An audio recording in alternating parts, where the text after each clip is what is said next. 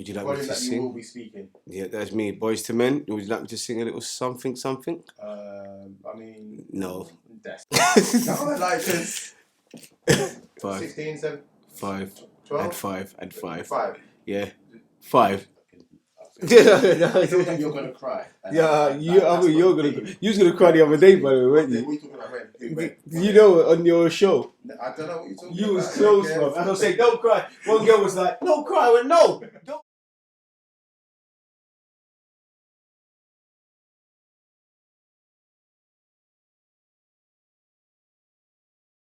That's the $1 million question, innit? What does it mean to be a father? I mean, it's everything, innit? It's.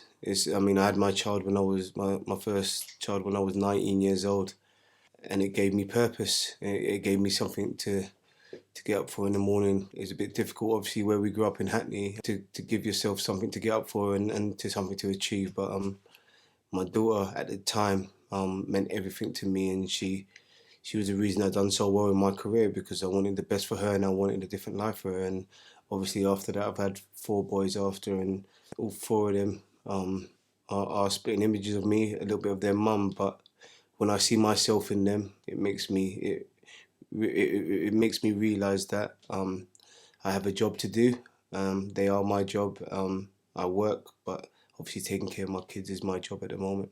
I would probably say all the older people in and around my estate, we got a lot of advice from them. They gave us a lot of insight into what it is to be a man, and how to conduct yourself and how to get far. And I mean, a father is not just obviously by blood.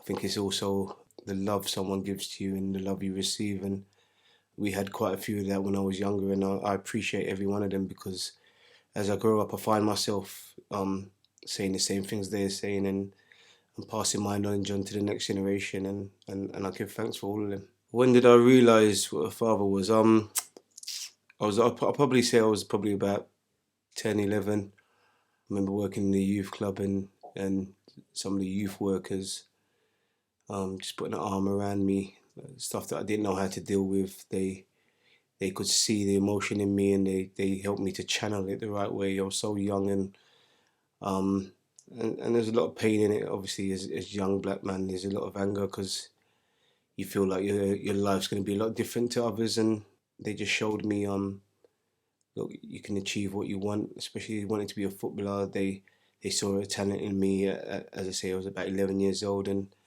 they helped me to grow that talent, and they persisted with me. And as I say before, I'm so thankful and blessed that I had those sort of people in and around me. Yeah, so obviously I've got 5, and I've got a big girl, and I've got 4 boys. But yeah, I'm just trying to teach my boys the fundamentals: respect, punctuality, treat people how you would like to be treated. One of my biggest things is be the man you needed when you was younger. So I'm hoping as they get older and they learn from me, and hopefully I'm teaching them the right stuff. It's learning as we go, because obviously not all of us had our fathers at a younger age. So I'm trying to instill discipline and respect are the major thing for me. I think if you respect everyone and you're disciplined in what you want to achieve, I think doors will open for you. I don't think no one's going to open doors for us. So it's important that they have those 2 values, and they continue to have that as they get older. Look, this is going to be as honest as possible. I knew nothing going in to be a father when I was younger. I mean, I was 19 years old when I had my girl, as I said before, and it was all new to me. If I knew anything, even changing a nappy, like these are stuff that you learn as you go along, and you perfect it, and you make sure, because it's important that your child's always safe. And I think even in the early stages, it's quite important to make sure they're safe, and that you show them love. Showing them love is probably something that was inside me. Patience. I wish I knew about patience. I think patience is a massive one. I think initially you expect your child to react to everything you say, do. You're the dad. You want them to see you as a dad, but initially they see you as a man. So it's important that as a man, I became someone that they could trust, someone that they could respect. And I think with respect and trust, I think kids give you a sort of respect and trust as well. So yeah, I think just that I wish I knew how to be patient at the beginning. I think patience was massive, and for me, I probably never had that patience when I was younger. Raising four young black men, it's scary, isn't it? It's scary when you see everything out there, and people always say about the marches and that. And I would love to be at the marches, but I'm too busy raising four black men, making sure that when I'm gone, they understand the values and they understand how to conduct themselves. First of all, I used to get stopped by police all the time, and I think just pure the way I conducted myself, the way I spoke to them, I think I got away with a lot. Just how I responded to them. So I'm trying to I'm trying to make sure they're intelligent kids, intelligent boys first of all, so they can see each scenario and deal with a scenario a certain way. It's not every scenario that you can handle the same way, so just trying to get them acknowledge certain things that are around them and then deal with it accordingly.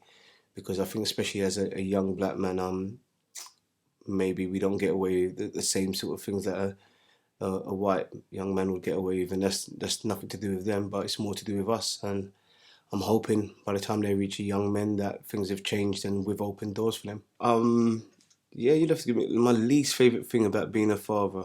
Um, Probably not being able to be in control over every situation. I get really anxious when they say they're going out.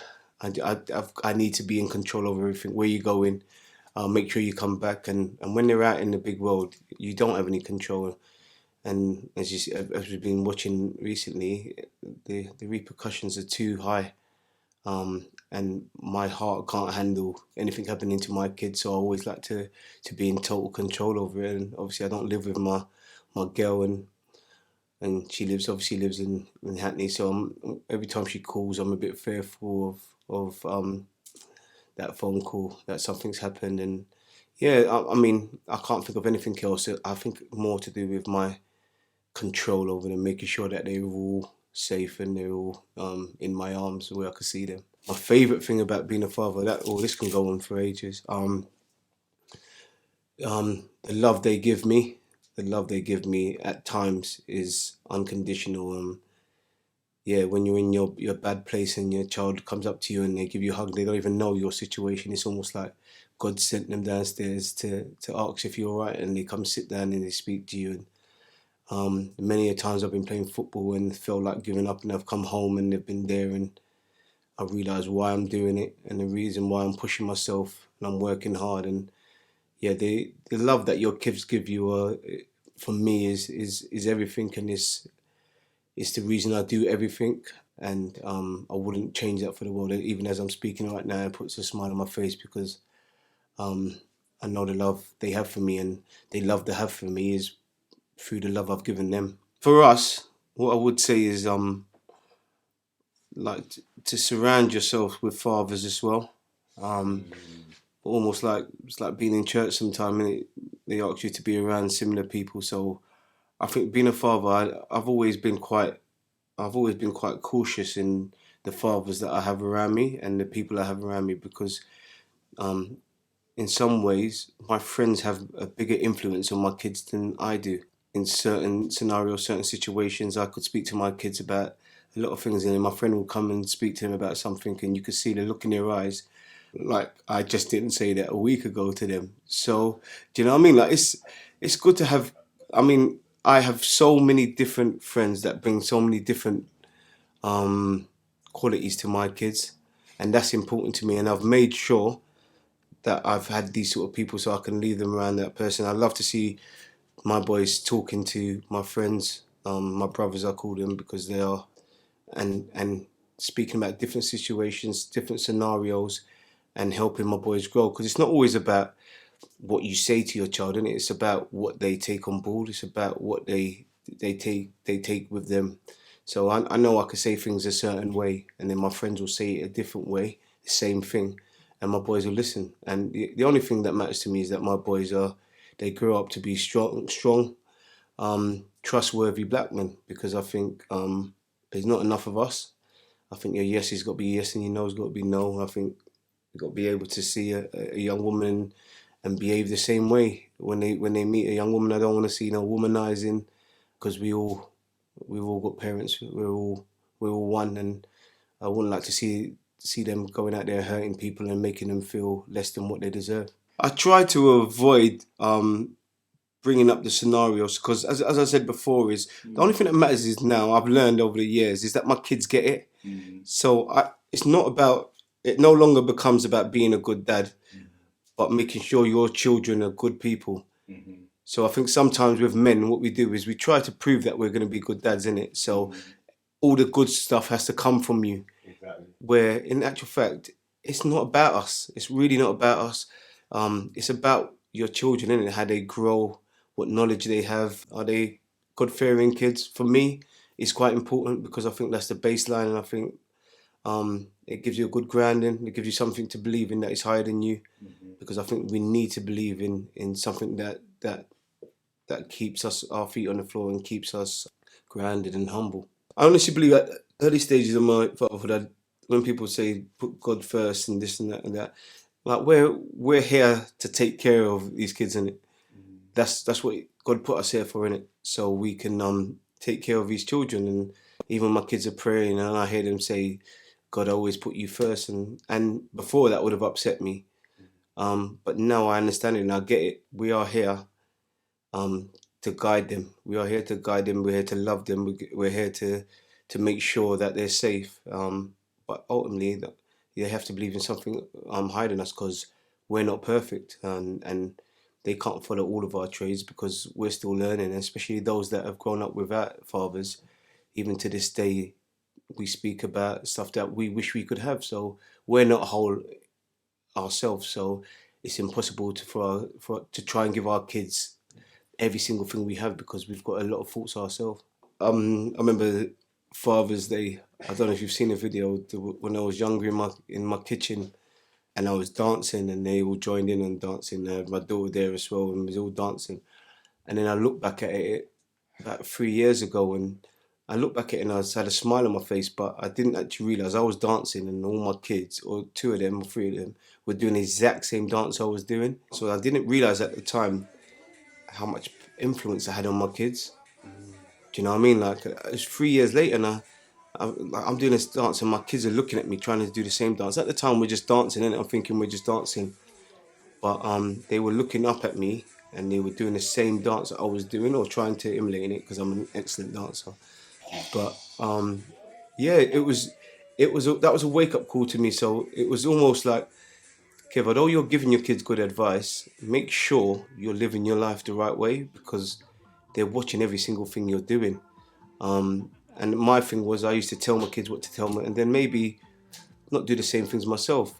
So I think all fathers should keep an eye on that. Make sure, as well as telling them what to do, make sure we're doing the right things ourselves, man. I'm dancing and didn't realise my kids are watching me, and my kids now are probably 11, 12. Yeah. So you're talking about, and my daughter's probably older than that then. So you're talking about, I don't know, 14 years into fatherhood. Right. And I'm just realising now that my kids are actually watching everything I'm doing. I'm so busy trying to raise them Yeah. that to tell them the right thing, I'm actually realising, I've got to make sure I'm doing the right thing myself. But where we've grown up so long without that in our lives, it's we've always catered for ourselves, innit? So we've always been protecting ourselves. We've always had a shield over ourselves, hiding our feelings, making sure we're not vulnerable. Do you know what I mean? Like, so it's important. It's more important than what you say is what you do, innit? Because we never had our fathers around, in it, and we always weren't perfect, and we got ourselves in such bad habits. And that's why I go back to how important it is to have as a father, because the next generation hopefully will be better than ours. Yeah. God willing, we're doing a great job with our kids, and we're hoping the next generation, our grandkids, will have more of a head start than we had, wouldn't it? Because unfortunately, white people do it, Jewish people do it. They're united the whole way, and they leave. I know some Jewish people that leave money for their grandkids, not even for their kids, for their grandkids. So you're already giving your grandkids a platform, and we seem, as a black nation, we always seem to having to start from scratch, and that's emotionally, physically, financially. We always seem to be starting from scratch. We always have to build for ourselves. So it'd be nice if someone laid a platform for us so we can maybe we can start middle tier rather than bottom tier all the time. Do you know what I mean? And it gives us more of an uplifting life, and then we don't have to focus so much on earning money and more about being a good human being.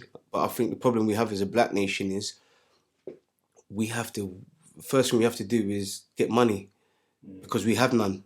Do you know what I mean? Like we can't live without money.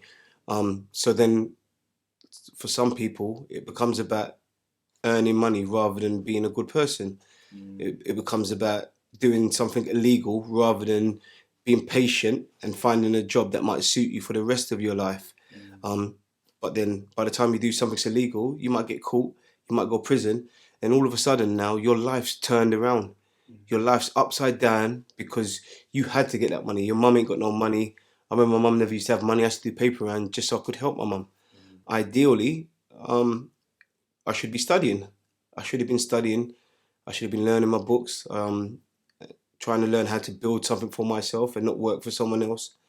But unfortunately, we do things for money that might put us in bad situations, and then because of that, our whole lives are turned upside down. Where someone else, white child, whatever, he might have a little bit of money behind him, so he gets to study, he gets to work on his books, he gets to do apprentices, go to a apprenticeship to a massive club, learn the field and what they want to do, and they become a businessman or they own their own business because they've learned the thing. Where we've spent so long trying to get money to survive. We've managed to invest in our children, innit? And I'm not talking about money wise as well. We've managed, on top of trying to earn this money, which we have to do, it's important to push that to the side sometimes and invest in your children. As I said before, sometimes we spend so much time trying to give them the stuff they don't need. We should spend more time giving the stuff they do need. And believe you me, the stuff that they do need, and this is a man with 5 children, is the love and attention. So while we're busy trying to give them all that other stuff, let's make sure that we're providing them with the knowledge, the care and the love that we needed when we were younger, because all the financial stuff wasn't important to us. When I grew up, I didn't care about, I didn't have Nike, I didn't have Nike tracksuits, I had what was given to me, but my mum gave me love that, she gave enough love for 3 or 4 people just investing in me, and because of that, I'm now able to give my kids the love they need, and as well as the financial side, God bless me with that as well. But listen, for me, I'd put it all to the side to make sure my kids are loved and they understand what love is, because eventually, as they get older, all that money and that slips through your finger, and sometimes all you have is love, and all you have is what you've been taught, and the money side goes to the side. So I think long term, I think what we invest in our kids emotionally will probably be what they're left with. Is I didn't realise until I got older how much of influence I had on my friends and how important it was that I stayed humble. Because I think, so everyone looked at me and they looked at it and said, look, Kev's doing well, but he's still himself. And that's quite important, isn't it? Especially as black people, and I think sometimes we lose ourselves. But it seemed quite important that my friends understood that, because now all my friends have kids, and I'm hopefully and I'm sure they'll give their kids the same stuff, the same values that they saw in myself, because it will be within you. Do you know what I mean? Like, so I didn't, you know me, I didn't really focus on the money side. It was always love. It was always about respect. It was always about loyalty. They were the main 3 things that I concentrated on in my life, and I'm hoping that, I know even the other day when everyone came to my anniversary, the love everyone showed that day was, as I said before, the love that hopefully I've given to people, and as I said to Joanne, the respect that everyone had for me was the same respect I had for everyone else, and there's no way I would be able to receive that if I didn't give it. It's about, you know, what it is with our kids. It's about letting them identify certain things. Do you know what I mean? Like, so as you said before, I heard you say before, like letting them go out there and learning it. So you give them the tools and you say, go on and use your tools, all the tools we give you, and you pray when they come back that they've got those tools and they're still able to use them. Yeah, it's a scary world out there, but all we can do is tool them up, and I'm not talking about tools, proper tools. Do you know what I mean? Like, You know what I mean? Like, so yeah, I'm just hoping, and this isn't just about me, innit? I'm a father to every one of my friends' kids, my family's kids. They know at any point they could call me and they can bring their kids down to my house, and um, I'll give them the same love that I give to my kids, because we are family. And I know some friends say that, but we are family. And the other day just showed how much of a blessed family we are, man.